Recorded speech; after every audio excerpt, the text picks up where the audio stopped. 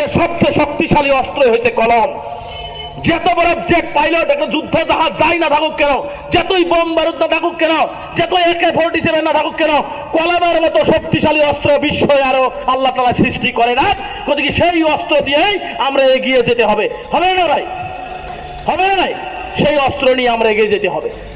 তাই আমরা কলমকে বিশ্বাস করি, আমরা অস্ত্রকে বিশ্বাস করি না, আমরা ঘৃণাকে বিশ্বাস করি না, আমরা সাম্প্রদায়িকতাকে বিশ্বাস করি না, আমরা ধর্মের নামের মাঝে আমরা বিশ্বাস করি না, আমরা কলমকে বিশ্বাস করে মানুষ হিসাবে আমরা সবাই এগিয়ে যেতে হবে। বহুতেই বহুত ধরনের কথা বলতেছে যে মুসলমান মানে সন্ত্রাসবাদী। আমি বরাকে বলে গেছি, একজন দুজন খারাপ মানুষের জন্য সমস্ত মুসলমান দায়ী না। আমরা সন্ত্রাসবাদকে ঘৃণা করি। ইসলামে নিষিদ্ধ করা আছে যে তুমি একজন মানুষ, তুমি আরেকজন মানুষকে ঘৃণা করতে পারো না, সে যেই ধর্মের না হোক কেন। ইসলামে এটাও বলা হচ্ছে যে তোমার পাশের যদি কোনো হিন্দু ভাই খাবার নেই, তোমার বাড়িতে তুমি খাচ্ছ, তুমি তোমার খাওয়া বন্ধ করে সেই হিন্দু ভাইকে দিতে হবে। এইটা হচ্ছে ইসলামের আদর্শ। যদি কয়েকজন নিরপরাধ কয়েকজন শয়তান মানুষের যদি খারাপ কাজ করে, তার জন্য ইসলাম বা মুসলমান মানুষ দায়ী নয়। আমরা সন্ত্রাসবাদকে ঘৃণা করি। সন্ত্রাসবাদ নিপাচার যারা সন্ত্রাসবাদী কাম করে, যে ধর্মই না হোক কেন, মুসলমান হোক যে হোক কেন, তার বিরুদ্ধে কঠোরতম শাস্তি হইতে হবে, তার বিরুদ্ধে ব্যবস্থা হইতে হবে। হয় না ভাই? গতিকে আমরা বিশ্বাস করি আমরা সমান না, আমরা সবাই একই সঙ্গে চলা।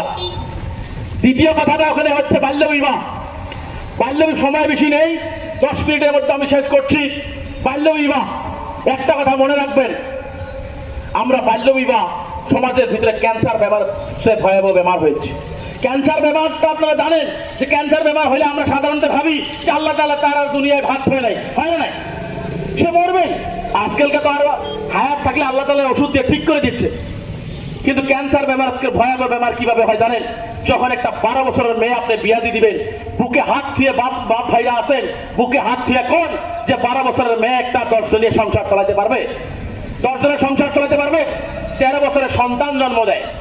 যখন একটা 12 বছরের মেয়ে সংসার চালাতে পারে না, 13 বছরে যখন সন্তান জন্ম দেয়, মেয়েটাও বেমারি হয়ে যায়, সন্তানটাও বেমারি হয়ে যায়। আর আমরা শিলচর মেডিকেল কলেজ ডেইলি নিয়ে যাওয়া লাগে।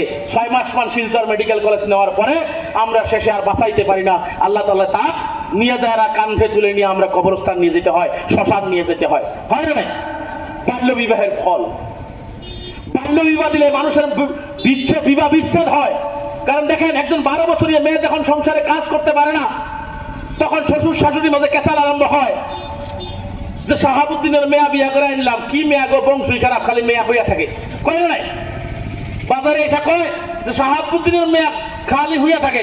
কিন্তু 12 বছরের মেয়া যখন আপনি নিয়ে আসছেন, 13 বছরের সন্তান জন্মছে, বেমারি হচ্ছে, ও তার বিছনা ছাড়া কিছু বুঝবে না, ওর ভালো কথা ভালো লাগবে না, খাওয়াও ভালো লাগবে না। আলটিমেটলি ক্যাচাল শুরু হয়ে যায়। এবং তখন আমরা সমাজের দেওয়ানি মাতাব্বর ডাকি যে ভাই আমাদের ছেলের সংসারটা ঠিক করে দাও। বউ কথা শোনে না, বউ খালি শুয়ে থাকে, বউ কাম করে না, বউ শাশুড়ি মার লোকে ক্যাচাল করে। দেওয়ানি মোটামুটি 6 মাস সব দেওয়ানি না, সব মাতাব্বর না, 6 মাস। ছেলে পক্ষের 500 আর মেয়ে পক্ষের 500 নেয়, নিয়ে সারা রাত বিচার করে মোটামুটি 6 মাস। আর লাস্টে দেওয়া বিচারের শেষে রাত 3টা বাজে কি কয় জানেন? রাত 3টা বাজে বলে, এই বেদব মেয়ে, তুমি শ্বশুরের কথা শোনো না, তুমি শাশুড়ির কথা শোনো না, তুমি স্বামীর কথা শোনো না, আর আজকের থেকে এই কাম করবে না, ঠেঙে ধরে মাপ নাও, ঠেঙে ধরে মাপ নাও। আরে ভাই, যার বেমার হয়েছে, যার 12 বছরে বিয়ে দেওয়ার জন্য, 13 বছর সন্তান হওয়ার জন্য শরীরে কাম করে না, তার কয় ঠেঙে ধরে মাপ দাও। কাম হবো ভাই? আলটিমেটলি 6 মাস যখন বিচার আচার হয়, যখন কাম হয় না, তখন কয় কুদ্দুস আমি আর পারলাম না, তুমি করিমগঞ্জ কোর্টে নিয়ে যাও, এটা ডিভোর্স করে দাও। কম বয়সে বিয়ে দেওয়ার কারণে